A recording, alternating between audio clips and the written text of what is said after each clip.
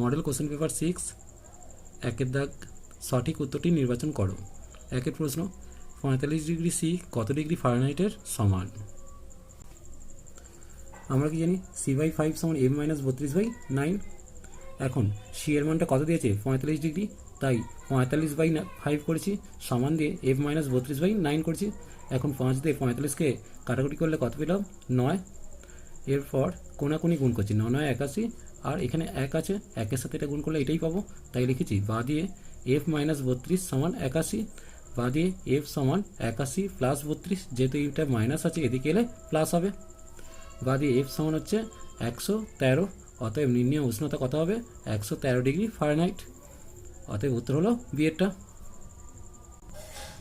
দ্বিতীয় কোশ্চেনটা দেখো, 100 ডিগ্রি সি তাপমাত্রায় 1 গ্রাম বিশুদ্ধ জলে 100 ক্যালোরি তাপ দিলে জলের তাপমাত্রা হবে? উত্তর হবে কোনটা? সি এরটা। 100 ডিগ্রি সি উষ্ণতা দেখাবে। এর সাথে একটা অথবা আছে, পাখার তলায় বসলে ঘেমে যাওয়া শরীর শীতল হয়, এই প্রক্রিয়ার জন্য দায়ী? উত্তর কোনটা হবে? ডি এরটা, বাষ্পীভবন। কারণ আমরা জানি শরীরের যে ঘামটা বেরিয়ে আসছে সেটা পাখার হাওয়াতে বসলে ঘাম বাষ্পিত হয়ে উবে যাওয়ার চেষ্টা করবে এবং তার জন্য প্রয়োজনীয় লিনতাপ আমাদের শরীর থেকে নেবে, ফলে শরীর ঠান্ডা হবে। অর্থাৎ উত্তর হবে ডি এরটা। কোশ্চেন নম্বর 3, পরমাণুর ভর সংখ্যা হলো? উত্তর হবে কোনটা? প্রোটন সংখ্যা যুক্ত নিউট্রন সংখ্যা, অর্থাৎ ডি এর উত্তর হবে। আইভির উত্তর দেখো, আইভির কোশ্চেনটা, কোনটি মৌলিক অণু? উত্তর হবে ডি এরটা, Cl2। কারণ এ বি সি যে 3টি অপশন আছে এগুলো সবই হচ্ছে যৌগিক অণু, তাই ডি এর উত্তরটা হলো মৌলিক অণু। এর সাথে একটা অথবা আছে, কোন বিবৃতিটি ভুল? এক্ষেত্রে দেখো সবকটাই ঠিক দেওয়া আছে, শুধুমাত্র ডি এর অপশনটা দেখো, নিউট্রন ঋণাত্মক আধানযুক্ত কণা, এটা ভুল, কারণ নিউট্রন হচ্ছে নিস্তড়িত কণা। 2-এর দাগের প্রশ্ন, সংক্ষিপ্ত উত্তর দাও। 1-এরটা, তরল থেকে কঠিনে পরিণত হলে বস্তু ড্যাশ বর্জন করে? শূন্যস্থান পূরণ করতে বলেছে। আমরা জানি তরল থেকে বস্তু কঠিনে পরিণত হলে তাপ বর্জন করে। 1-এর প্রশ্ন। 2-এর দাগ, সংক্ষিপ্ত উত্তর দাও। 1-এর প্রশ্ন, তরল থেকে কঠিনে পরিণত হলে বস্তু ড্যাশ বর্জন করে? শূন্যস্থান পূরণ করতে বলেছে। এক্ষেত্রে দেখো তরল থেকে কঠিন হচ্ছে, অর্থাৎ অবস্থার পরিবর্তন হচ্ছে, আর অবস্থার পরিবর্তনের সময় পদার্থ লিনতাপ বর্জন করে, অর্থাৎ এক্ষেত্রে লিনতাপ উত্তর হবে। এর সাথে একটা অথবা আছে, 1 গ্রাম বিশুদ্ধ জলের উষ্ণতা 1 ডিগ্রি বৃদ্ধি করতে 1 ক্যালোরি তাপ লাগে, সত্য মিথ্যা করতে বলেছে। উত্তরটা সত্য দেওয়া আছে। কোশ্চেন নম্বর 2, SnCl4 এ Sn এর যোজ্যতা কত? দেখো SnCl4 এ Sn এর যোজ্যতা হবে 4, যেহেতু Sn এর যোজ্যতাটাই Cl এর ঘাড়ে বসেছে, অর্থাৎ Sn এর যোজ্যতা হচ্ছে 4। এর সাথে একটা অথবা আছে, ক্যালসিয়াম অক্সাইড প্লাস H2O সমান ক্যালসিয়াম হাইড্রোক্সাইড, এটি তাপ উৎপাদক বিক্রিয়া, ঠিক বা ভুল নির্বাচন করতে বলেছে। এটা সত্য দেওয়া আছে, কারণ ক্যালসিয়াম অক্সাইড যুক্ত জল কলিজন তৈরি হচ্ছে, এই সময় প্রচুর পরিমাণে তাপ উৎপন্ন হয়, তাই এটা তাপ উৎপাদক বিক্রিয়া, সত্য দেওয়া আছে।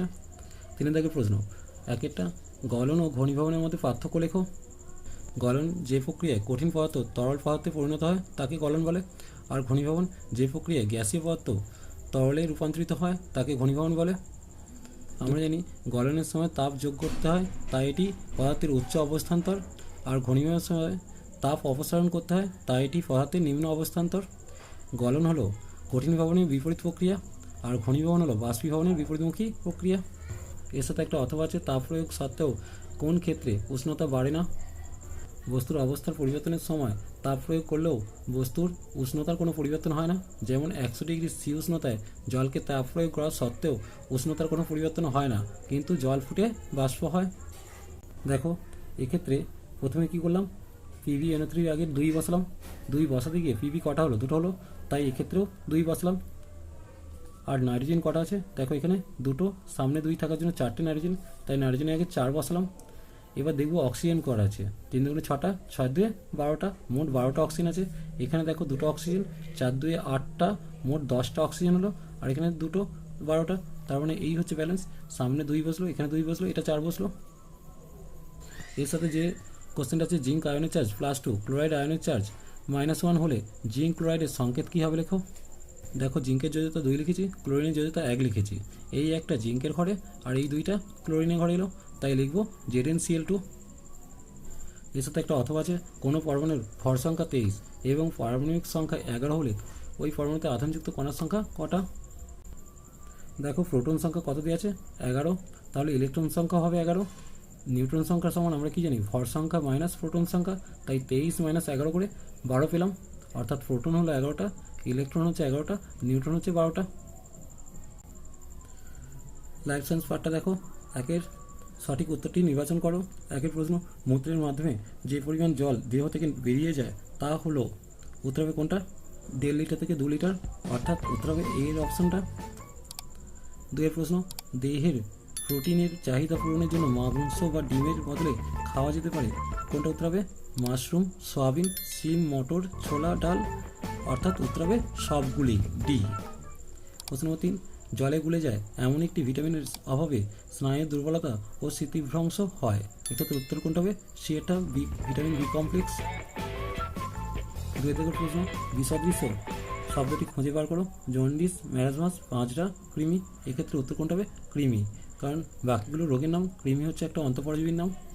প্রশ্ন নম্বর 2, একটি কার্বোহাইড্রেট উৎপাদনকারী কন্দের উদাহরণ হলো, উত্তর হবে আলু, বিট ইত্যাদি। 3 প্রশ্ন, একটি বা দুটি বাক্যে উত্তর দাও। এক একটা, ওজন বেড়ে যাওয়ার ফলে কী কী সমস্যার সৃষ্টি হতে পারে? রক্তচাপ ক্রমাগত বাড়তে থাকে, রক্তে শর্করার পরিমাণ বেড়ে গেলে ডায়াবেটিস হতে পারে, রক্তনালীর গায়ে লিপিড জমে রক্তনালীর ব্যাস কমে যেতে পারে, এর ফলে হৃৎপিণ্ডের নানা সমস্যা হতে পারে। 3 থেকে 2 প্রশ্ন, আইসক্রিমে কোন কোন ক্ষতিকর উপাদান মেশানো থাকে? দেখো, আইসক্রিমে কারাজিনান, ব্রোমিনেটেড ভেজিটেবল অয়েল নামক ক্ষতিকর উপাদানগুলো মেশানো থাকে।